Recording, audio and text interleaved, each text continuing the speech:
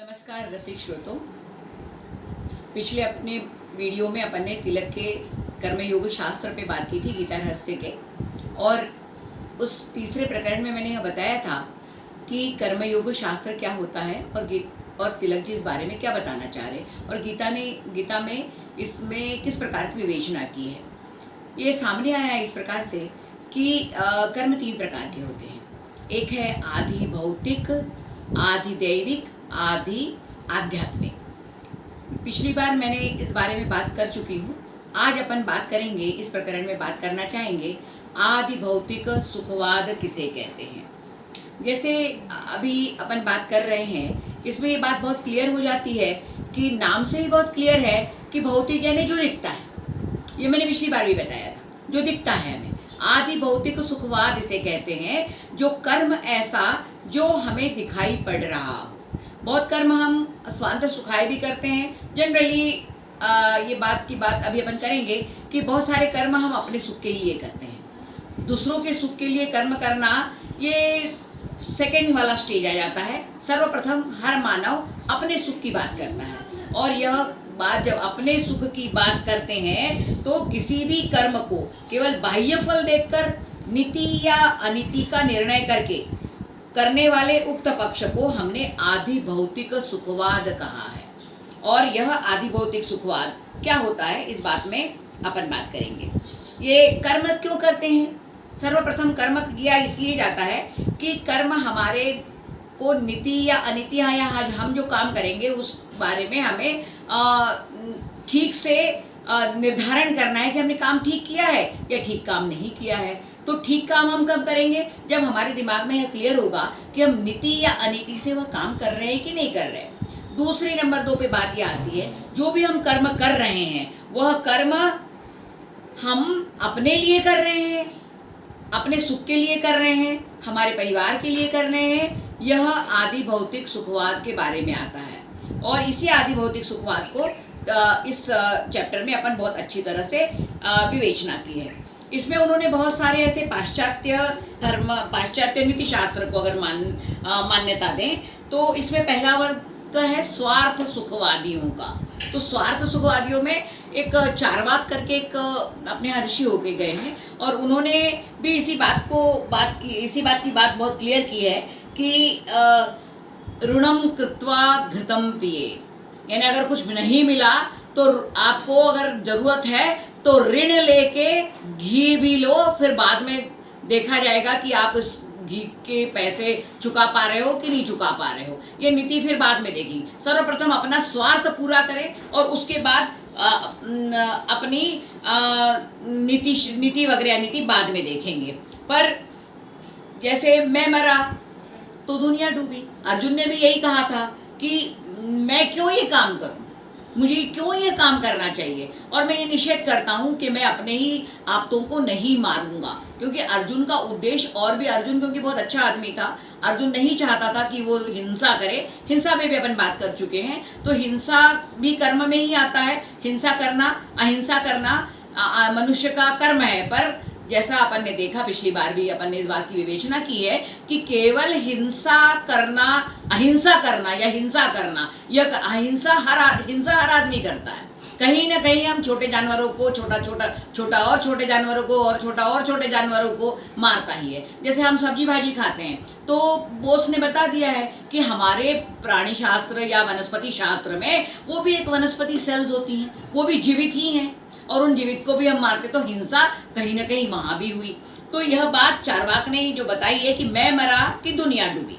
जैसे इंग्लैंड के में हॉब्स एवं हेल्वेशियन ने मनुष्य केवल स्वार्थ, उन्होंने एक बात और क्लियर की फिर बाद में कि नहीं ऐसा नहीं है कि मनुष्य केवल स्वार्थी ही है। मनुष्य अपना स्वार्थ देख के अहिंसा न हो ऐसी भी बात करता है, और अहिंसा न होने के लिए वो कहीं कहीं परार्थी यानी परमार्थ भी लोगों का भी अच्छा हो, हित हो, इस बारे में भी बात करता है। पर जनरली ज़्यादा से ज़्यादा परसेंटेज उसके स्वार्थी होने का है, और हमारे से अगर बच जाता है तो ठीक है, दूसरा ले ले, उसमें मनुष्य को कोई परेशानी नहीं है। पर सर्वप्रथम सुख की प्राप्ति मुझे हो। यह स्वार्थी वाला कृत्य हुआ या कर्म हुआ। तो यहाँ अपन मैत्रेयी ने एक बार याज्ञवल्क्य, मैत्रेयी बहुत पंडिता पत्नी थी याज्ञवल्क्य की, और उन्होंने पूछा था कि ये हम सब कर रहे हैं, क्यों कर रहे हैं और क्यों हमें ये सब करना चाहिए। तो उन्होंने कहा कि आत्मा की उन्नति के लिए हमें कुछ अच्छा करना ही पड़ेगा। जैसे पत्नी अगर पति से शादी करती है तो केवल पति का अच्छा चाहती है और पति का पूरा कहना मानती है। ये क्यों है? क्योंकि कहीं ना कहीं उसको ऐसा लगता है कि दोनों की संकल्पना से जो बात होगी कहीं ना कहीं उसका आत्म उत्थान भी होगा। तो सर्वप्रथम कोई भी प्राणी अगर होए तो उसको अपने आत्म उत्थान की बात होती है। आत्मा की विकास के लिए वो अपने पति को चाहती है और पति जो बात कहता है उस बात को मानती है। जैसे पति पत्नी पुत्र की आकांक्षा क्यों करते हैं? क्योंकि वो इसलिए नहीं करते कि पुत्र हो गया बहुत खुशी हो गई, ठीक है, वहां तक तो बात ठीक है, पर उनके आगे वाले जन्म के लिए, आगे वाले जन्म के बाद, आगे वाले जन्म के बाद के लिए भी, जिसे हम कहते हैं पानी देने के लिए, हम अगर जाते हैं भगवान को प्यारे होते हैं तो हमें कोई पानी देने के लिए भी होना चाहिए, तो हमें पुत्र की आकांक्षा रहती है। तो कहीं ना कहीं हर मनुष्य का स्वार्थ पुत्र होने में भी है। देखिए, तो परार्थ पर केवल हम फिर जो स्वार्थ के लिए, सुख के लिए जो स्वार्थ करते हैं उसके लिए हम फिर परार्थ भी करना चाहते हैं। हम उसके शिक्षण की व्यवस्था देखेंगे, हम उसके उत्थान की व्यवस्था देखेंगे, क्योंकि अगर उसका हित होगा तो डेफिनेटली हमारा भी हित होगा। अगर हम पुत्र को पैदा करते हैं, पुत्र को पैदा करने के बाद अगर हम उसको पढ़ाते लिखाते हैं, उसकी शादी ब्याह करते हैं, उसको अच्छी चीज़ सिखाते हैं, तो कहीं ना कहीं तो भी हमारा भी उत्थान तो है ही, क्योंकि वो हमारा भी नाम रोशन करेगा। ये एक स्वार्थ तो होता ही है।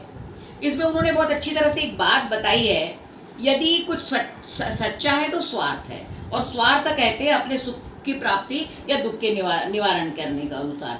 और चार्वाक के मतानुसार यही सर्वथा सिद्ध है। पर इसमें उन्होंने बहुत अच्छी बहुत सुंदर बात बताई है कि मनुष्य 3 प्रकार के होते हैं।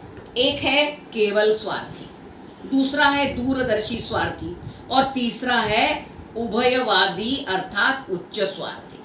अब केवल स्वार्थी यानी केवल स्वार्थी ऐसे लोग कि बस मेरे ही लिए सब कुछ है, मुझे किसी का दूसरे का देखना नहीं है, भला मेरा अपना अच्छा हो, बस वहाँ केवल स्वार्थी होगा। वो दूसरों की गलत स्वार्थ की बात, दूसरों के सुख की बात नहीं सोच सकता, वो केवल स्वार्थी हुआ।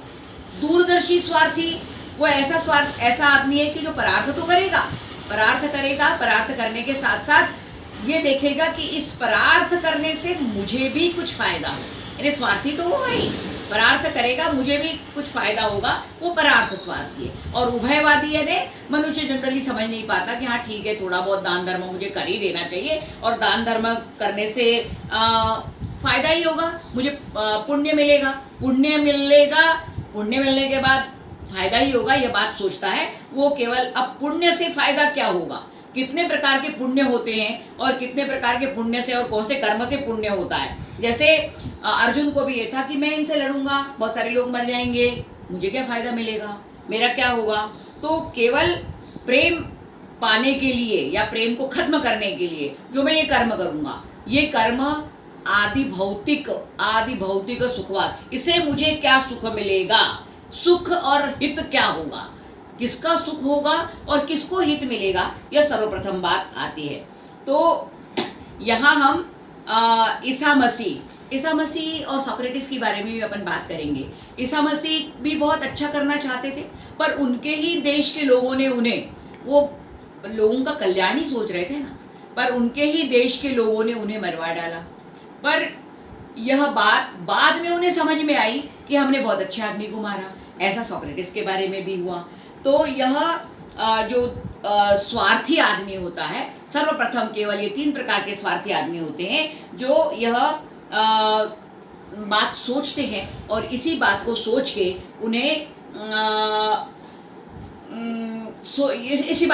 उन्हें फायदा मिलता है या दुख मिलता है या सुख मिलता है। तो यह है आदि भौतिक सुखवाद। गीता में यह कहा गया है कि कर्म की अपेक्षा बुद्धि श्रेष्ठ है।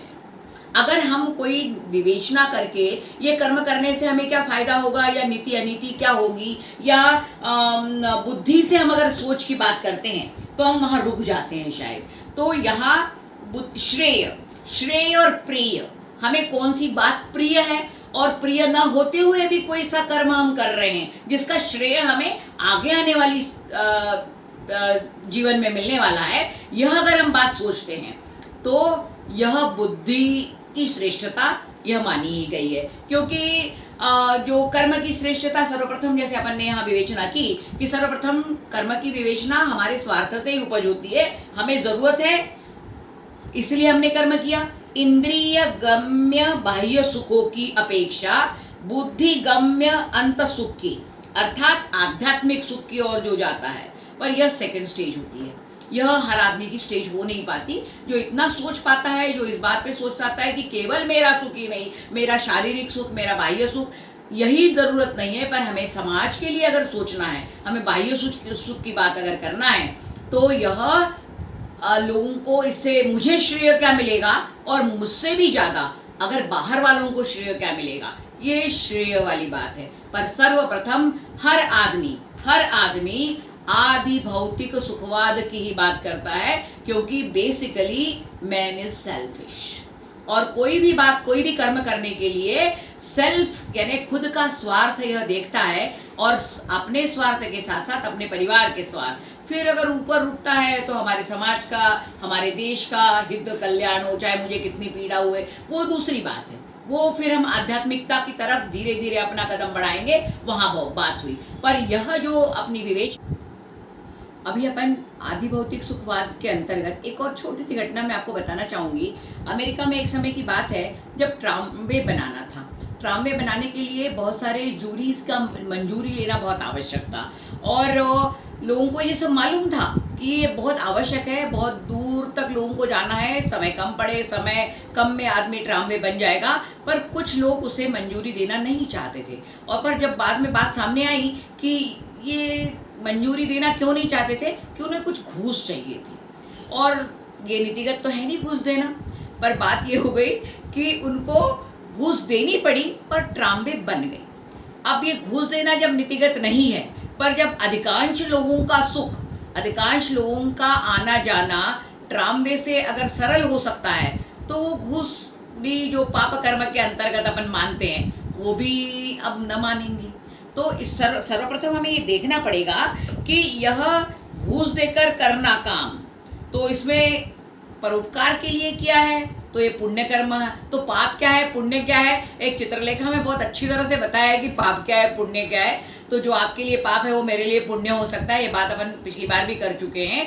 तो कर्म कौन सा सही है, आपके लिए जो सही है वो मेरे लिए सही नहीं होगा, या पाप के अंतर्गत कौन सा आता है, इस पर अपन बात नहीं करेंगे। पर जैसे घूस देने की बात हुई, तो घूस देना अगर ज्यादा आवश्यकता नीति की है तो वो भी पाप नहीं कहलाएगा। तो परोपकार करना पुण्य कर्म है, यह हम सब मानते हैं। पीड़ा देना पाप कर्म है। लड़ाई करने से क्या सुख मिलेगा, मेरे आत्मा को क्या सुख होगा या मुझे क्या होगा, इस बात के ऊपर अपन बात कर चुके हैं कि इसका श्रेय लेना है या मुझे प्रिय क्या है। इस दोनों के बीच में मुझे विवेचना करनी पड़ेगी। ये अर्जुन का टास्क था ही, और इसी टास्क को उन्होंने बहुत क्लियर बताया। इसमें एक नचिकेता की भी बात कहूँगी। नचिकेता के सामने मृत्यु ने जब प्रश्न किया था कि नहीं, मैं तुमको ये देता हूँ, मैं तुमको भौतिक सुख देता हूँ, मकान देता हूँ, दुकान, सारी सुखों की प्राप्ति करवा दूंगा, पर तुम ये सब छोड़ो। तो उन्होंने कहा नहीं, मुझे यह सब इंद्रिय सुख प्रिय ही नहीं है। तो मेरे को प्रिय क्या है और मेरे श्रेय क्या है, मुझे क्या करना चाहिए, यह एक इंसान का काम है सोचने का। जब तक ये उसकी बुद्धि, इसीलिए कहा जाता है कि बुद्धि श्रेष्ठ होती है। जब बुद्धि श्रेष्ठ करना, नीति और अनीति का निर्णय करने में श्रेष्ठता हासिल कर लेती है, तभी आदमी सोच पाता है कि अच्छा कर्म कर रहा है या बुरा कर्म कर रहा है। जैसे आप देखेंगे जिनकी साधारण बुद्धि होती है, मंद बुद्धि होती है, वो अपने कर्म उस प्रकार के चुन लेते हैं जिससे उनको क्षणिक सुख की प्राप्ति हुई, क्षणिक पैसा मिल गया, वो खुश हो जाते हैं। पर जिसकी बुद्धि ऊंची होती है, तीक्ष्ण बुद्धि होती है, उसे कहीं ना कहीं तो भी अपने बुद्धि का पूरा उपयोग नहीं हो रहा है, ऐसा कहीं ना कहीं तो भी फील करता है। फिर वो समझता है कि मेरा स्वार्थ केवल मेरे इंद्रिय सुख प्राप्त करने में, मेरे परिवार का सुख प्राप्त करने में न होके, अपितु और बड़े जन कल्याण, मानव कल्याण के लिए है यह बहुत ही तीक्ष्ण बुद्धि का आदमी सोच पाता है और वो थोड़ा स्वार्थ से ऊपर उठता है। सोचना है कि आदि भौतिक सुखवाद क्या होता है, चारवाक का इसके ऊपर मत क्या है, इस बात पर अपनी विवेचना की।